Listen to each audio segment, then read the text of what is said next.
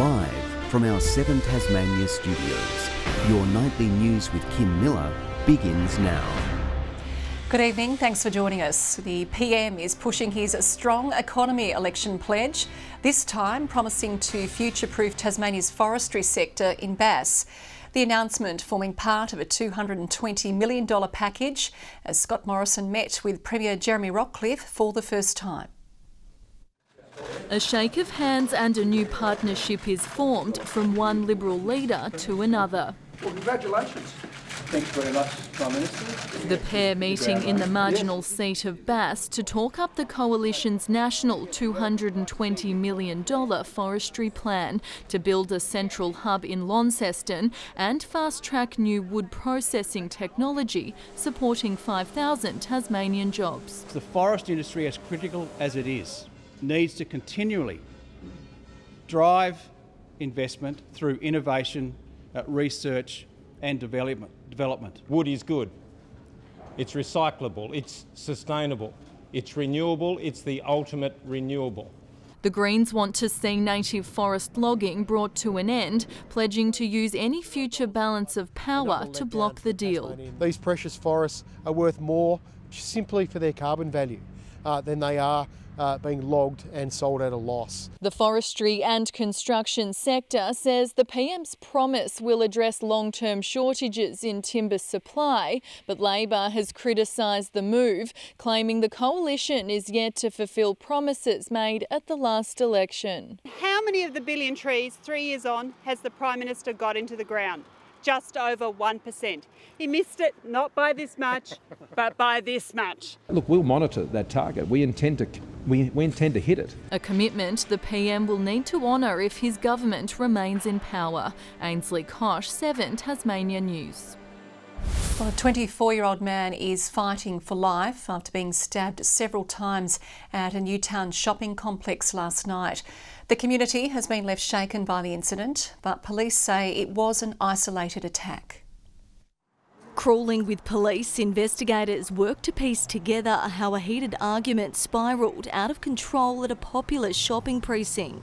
They were sitting together, they were consuming alcohol, they were engaged in their own conversation, and something has occurred between them, which has escalated to a knife being drawn and directed at the other person. There was little sign of the violence this morning, back to busy Easter trade as Newtown shoppers returned unaware. That's terrible to hear, actually. I mean, can't they just keep it away from places like this where there's families and everything? It's not very good. A 24-year-old man remains in the Royal Hobart Hospital in a critical but stable condition following the alleged stabbing. I think if it happened anywhere else, in a more remote location, then our victim may not have survived. While the alleged offender, a 27-year-old from Kingston who was known to the victim, fronted court today charged with attempted murder. We're always concerned when weapons are produced, particularly in a public setting. A number of people, including young children, were at the complex at the time of the incident, but police remain confident there is no threat to the wider community, calling for anyone with information to come forward. Some of that lead up to the actual incident may be important as to us finding out why this has happened. Turning their attention to crack down on antisocial behaviour. Grace Evans, 7 Tasmania News. Tasmania Police will be out in force this long weekend, cracking down on drivers breaking the rules. Authorities are pleading with motorists to slow down to ensure they arrive at their destination instead of not at all. Police out in force this long weekend, reminding drivers to slow down and abide by the road rules with a blunt message. Quite honestly, I'm getting a bit tired of standing up here and getting people to try and do the right things. Drivers need to take some responsibility. Police will be flooding the roads this Easter period. We'll have operations right around the state. Last Easter, 25 people died on Australian roads, 1 in Tasmania. Operation Safe Roads has commenced and will run until Tuesday. For those breaking the rules, expect a fine. You are exceeding the speed limit by 70 and you could be subject to a $735 fine and also disqualification of your licence. Motorists limiting their driving, feeling the pinch from pricey petrol. We love to go camping, but I wouldn't be taking my caravan anywhere at the moment with the price of petrol. I think that for most people's budget, it is a stretch. Data from One Big Switch reveals weekly averages are down by more than 33 cents a litre in every capital city except for Darwin and Hobart. What's happening is some stations take long to renew their supplies. So once those supplies are renewed at the lower wholesale price, which attracts the excise, we'll see prices come down. Bringing relief to Tasmanian budgets. Elizabeth O'Neill, 7 Tasmanian News. Near record passenger numbers are expected to go through Hobart Airport this Easter long weekend, signalling a return to normal operations. More than 90% of the airport staff are being deployed to ease delays over the holiday break. We've been aware of the Easter period being a busy period. We've been waiting 2 years for this to come back, and we've been working really closely with our ground handling staff, our security staff, our cleaners, and everyone that makes the experience at Hobart Airport. On Easter Monday, we're going to have the most flights ever at Hobart Airport. We'll have 81 flights coming and going, and it's the 5th busiest day on record for the number of passengers. It's recommended travellers arrive early to check in for their flight. The Premier has called for calm following 2 more COVID deaths in the past 24 hours. 2 women aged in their 60s and 80s passing away with the virus overnight. But Jeremy Rockcliffe says there are no immediate plans to bring back restrictions. Should the public health advice say that we do need to increase restrictions, of course we will work alongside public health to ensure that to the very best of our ability. Tasmania recorded more than 1,800 new infections overnight. There are almost 11,000 active cases in the community. Tasmanians are hooked on seafood once again this Easter, with fishmongers working overtime to meet demand. One of the most popular seafood shops has sold around 15,000 kilos of fish this week alone. If you wish your dish was fish this Easter, you're not alone. We usually don't worry about it, but this year we thought we'd go all out for Easter. And so did scores of other seafood shoppers. Kiama Kings Meadows had customers lining up before sunrise. I think customers have developed trust in us because we just go that bit further. Kiama has sold around 15,000 kilos of filleted fish this week, and that's kept those behind the scenes slicing at breakneck speed. Eustace Wong has been working the knives from 4 a.m. to 7 p.m. this week to keep customers happy. Being tough is the only way if you work this much hour. The oyster shuckers are also earning their keep. Yagi here is splitting 300 dozen oysters a day in the lead up to Easter. A lot of people are always chasing the dollar, trying to do the cheapest thing the cheapest way, whereas we're always just sticking with the best product we possibly can. Major retailers like Kmart, Target, Bunnings, Coles and Woolworths are closed tomorrow but will be back open on Saturday. Some IGA stores like Norwood in Launceston will be open tomorrow. Well, it's amazing how many customers have forgotten little things, whether it be seafood or tartare sauce or lemons. Being one of the only places open on Good Friday, IGA is usually busier than normal. We actually have a fun day, actually. It's a really good day. And a lifesaver for those last-minute bits on your Easter list. Tom Johnson, 7 Tasmanian News.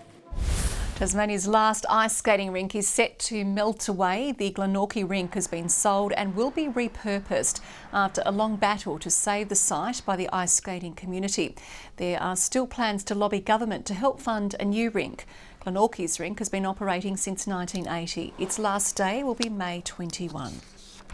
Tasmania's winter weather will be the state's main catch cry to get visitors to the state as part of a $5.3 million off-season tourism campaign launching this Sunday. We think this will cut through, the black and white campaign will cut through the plethora of other destinations that are going to be out there fighting for Australia's customers in the months ahead. It's just got bigger and bigger, and it's right out in all the regional areas too. And probably Hobart's been one of the slower places to take it up, so we're pretty proud to be offering some nice rides on the mountain. Travel bookings can be made through the campaign website between June and August. A new report has shared children's accounts of racism, bullying, consent and sexual harassment in the Tasmanian community. The Commissioner for Children and Young People report findings showed a number of participants had been the victim of derogatory comments based on where they were born. Many pointed to the important role adults need to play in talking about acceptance to help address the problems. More than 40 young ambassadors helped drive the respectful relationships and consent education research. A big part of being part of this was being able to be heard and having a say in the way things are changed so that we are able to keep being heard moving into the future. We are obligated as adults to learn from them and keep an eye on our own behaviour. They are watching us. They are keeping an eye on what we do. It's hoped the dialogue will now generate policy change, along with the delivery of new programs in an effort to end harmful attitudes and behaviour. House prices across Tasmania have boomed in the past few years, and a West Coast town is one of those leading the pack. Properties in Queenstown are in high demand, and today there was a unique opportunity to grab a slice. In the historic mining village of Queenstown, the new gold is housing. Prospective buyers packed the West Coast Council chambers today, looking for their own nuggets. 130 once, twice, going. Sold over here, congratulations.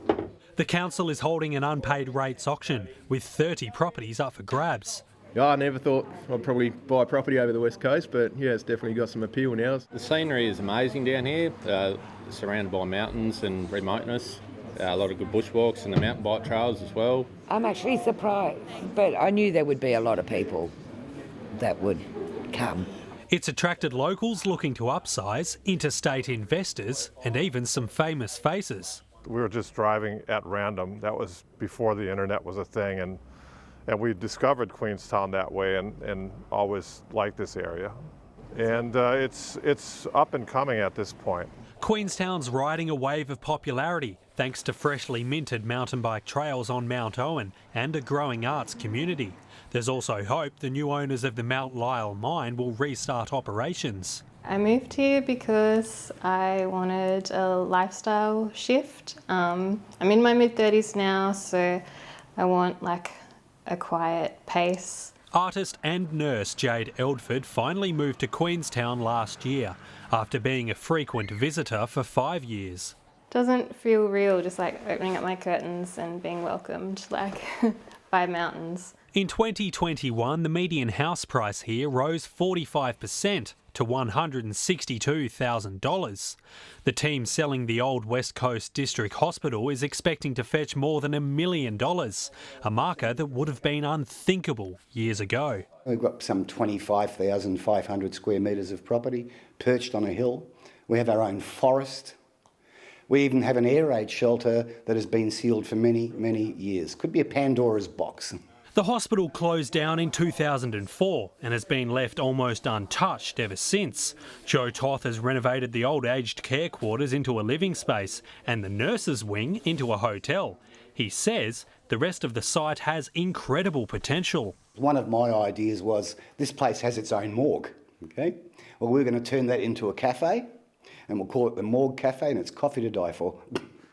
As land values here skyrocket, the face of Queenstown will undoubtedly change. Its life as a quiet, quaint mining town seems to be over.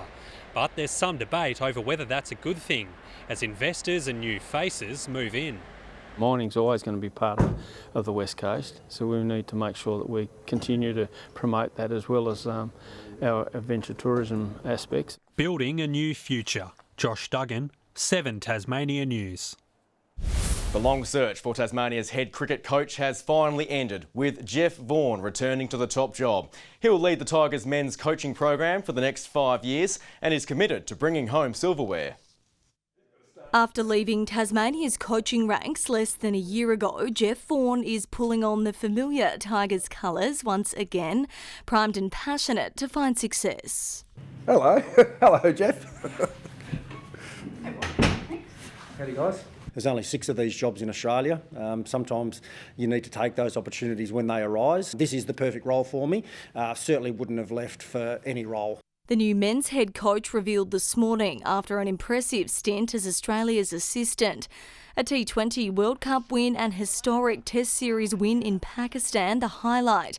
The state's cricket boss confident he can replicate that success in the Apple Isle. Well, we thought he could be the coach the day he walked out the door. I think that's the big thing. And I think that was the driving factor around not disregarding Jeff from the mix. I think we're a real chance to win some silverware over the next 18 to 24 months. As an old face returned, questions resurfaced around the future of one of the state's best in the game, Tim Payne. I know that coaching was something that he had spoken about post his career.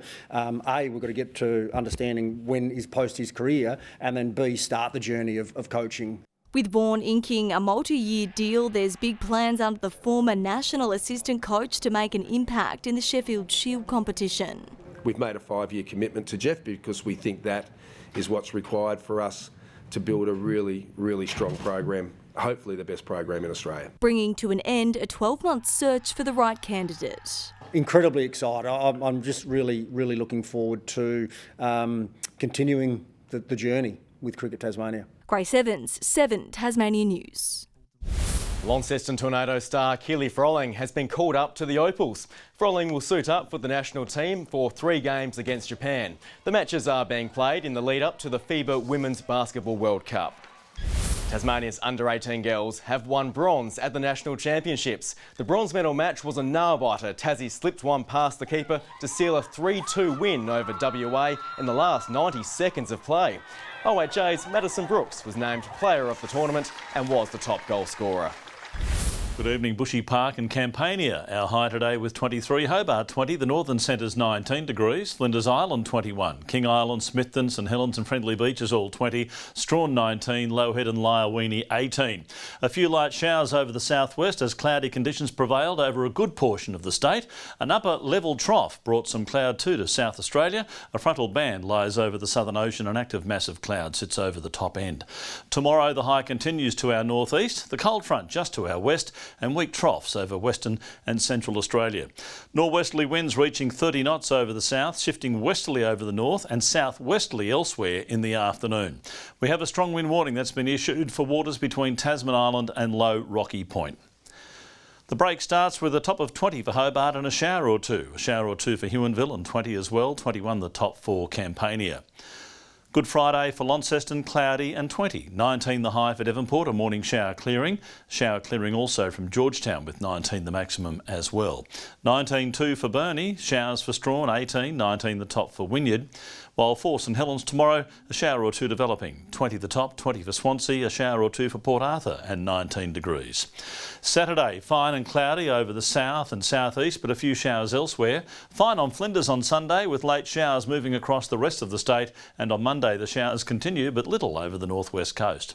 Sunny and 29 in Perth tomorrow, partly cloudy in Adelaide and Melbourne. Sunny weather for Canberra and Sydney, partly cloudy in Brisbane and 35 and sunny for Darwin. Partly conditions everywhere around at the moment, 16 degrees in Hobart, Launceston and Devonport. And Kim, back to you for your Easter message. Thank you, Mem. I don't have one, but that is your news for this Thursday. Whatever you're doing tomorrow, have an enjoyable Good Friday. That's my message. For now, stay safe and good night.